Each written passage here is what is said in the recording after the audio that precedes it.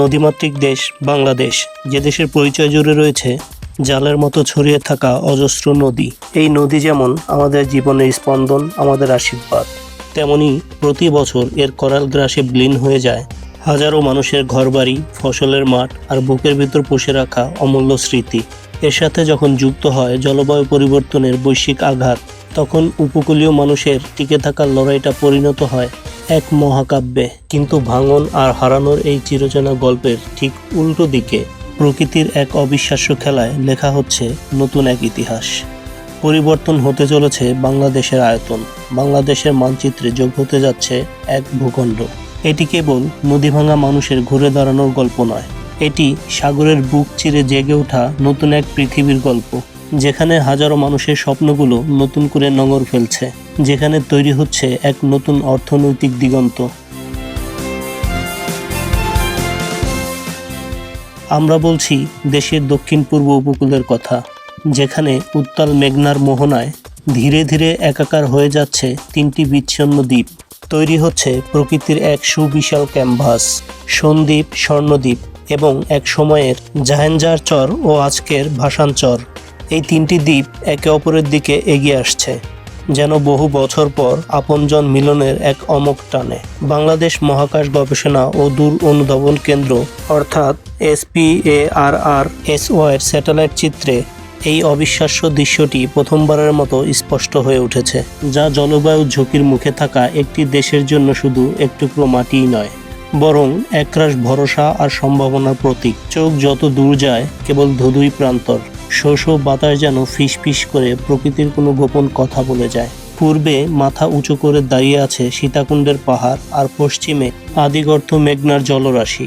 এই জনমানবহীন বিরাম ভূমির মাটির উপর জমে আছে লবণের সাদা আস্তরণ, যা জানান দেয় এই মাটি একদিন পড়েছিল সমুদ্রের গভীরে। এখানে এখনো বসেনি কোনো স্থায়ী জনপদ, এমনকি পশু পাখির আনাগোনাও খুব কম। কিন্তু এই নিস্তব্ধতাই জানান দিচ্ছে এক নতুন সূচনার। এই ভূমি একদিন হয়ে উঠবে কোলাহলমুখর এক জনপদ।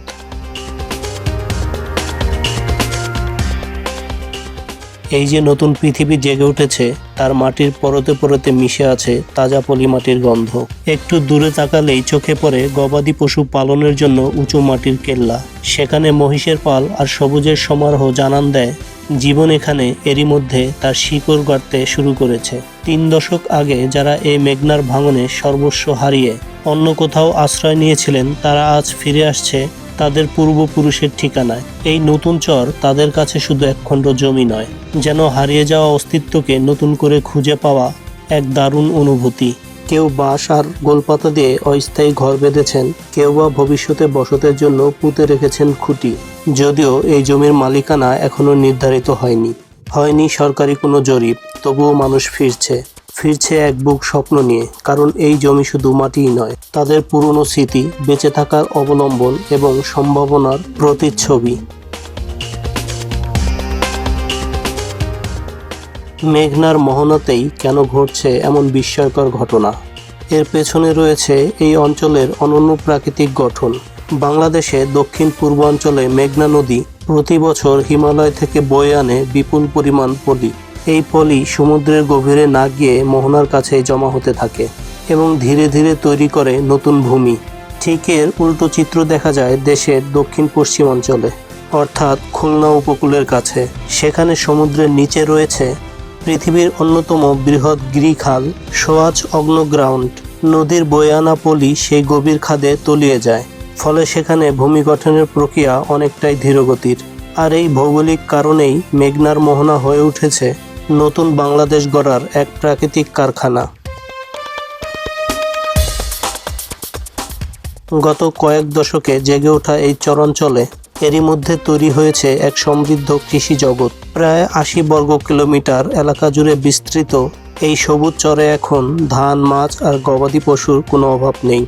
এখানকার প্রায় কয়েক হাজার হেক্টর উর্বর জমিতে যে আমন ধান ফলে তার পরিমাণ প্রায় 20,000 টন, যার বর্তমান বাজার মূল্য কয়েকশো কোটি টাকা। শুধু তাই নয়, বর্ষা মৌসুমে এই চরের খালবিলগুলো ভরে ওঠে সামুদ্রিক মাছে, যেখান থেকে জেলেরা আরোহণ করে প্রায় 2,500 টন মাছ।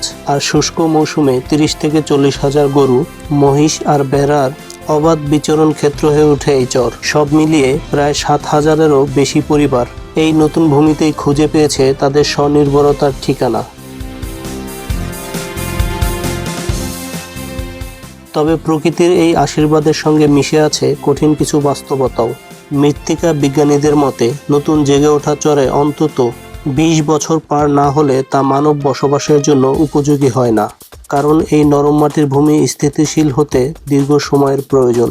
ইতিহাসে এমনও দেখা গেছে 50 বছর টিকে থাকার পরও অনেক জনপদ আবারও নদীর গর্ভে বিলীন হয়ে গেছে। তাই ভাঙা গড়ার এই প্রাকৃতিক খেলার মধ্যেই এখানকার মানুষের স্বপ্ন বুনতে হয়। এই অঞ্চলের এটাই বৈশিষ্ট্য, এটাই নিয়তি। এর সাথে যুক্ত হয়েছে আরও একটি জটিলতা। এই নতুন জমির মালিককে। দেশের আইন অনুযায়ী নদী ভাঙনে কেউ জমি হারালে সেই জমি আবার জেগে উঠলে কিছু শর্ত সাপেক্ষে পুরনো মালিকেরা তা ফেরত পান, কিন্তু সমুদ্র বা নদীর মোহনায় সম্পূর্ণ নতুনভাবে ভূমি জেগে উঠলে ইজারা জরিপ করে তার মালিকানা নির্ধারণ করে রাষ্ট্র। সন্দ্বীপ এবং তার আশেপাশে জেগে ওঠা এই নতুন চরগুলোতে এখনও সেই জরিপ সম্পূর্ণ হয়নি। আর এই আইনি শূন্যতার সুযোগেই মাথাচাড়া দিয়ে উঠছে নতুন শঙ্কা। আইন মেনে বন্টনের আগেই স্থানীয় প্রভাবশালী মহল এই মূল্যবান ভূমি দখলের জন্য তৎপর হয়ে উঠেছে।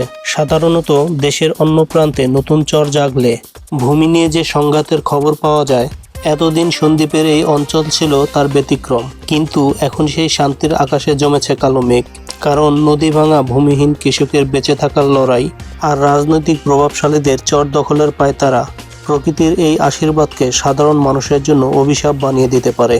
তবে লক্ষণীয় বিষয় হচ্ছে, সব কাদামাটি কিন্তু স্থিতিশীল ভূমিতে পরিণত হচ্ছে না।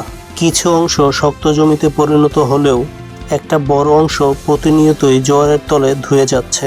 নদী আর সাগরের এই ভাঙা গড়ার খেলার মাঝে পল দিয়ে গড়া বাংলাদেশের এই দক্ষিণ প্রান্তের ভূমি জেগে ওঠা যেমন এক নতুন কৃষি জগতের উত্থান, তেমনি সঠিক জাতিমালার নীতির অভাবে এই অবাধ সম্ভাবনাও হয়ে যেতে পারে শোষণ আর বঞ্চনার আরও একটি গল্প।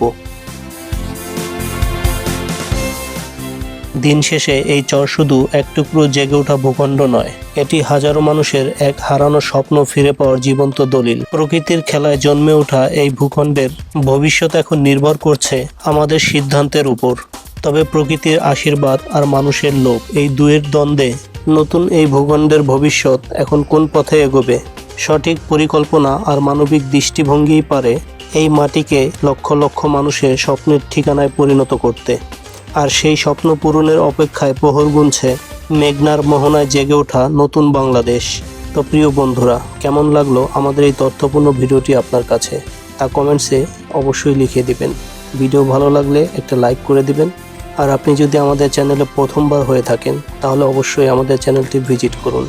অন্যান্য ভিডিওগুলো যদি ভালো লাগে তাহলে চ্যানেলটি সাবস্ক্রাইব করে রাখুন। আর আমাদের ফেসবুক পেজটিও কিন্তু অবশ্যই ফলো করে রাখবেন।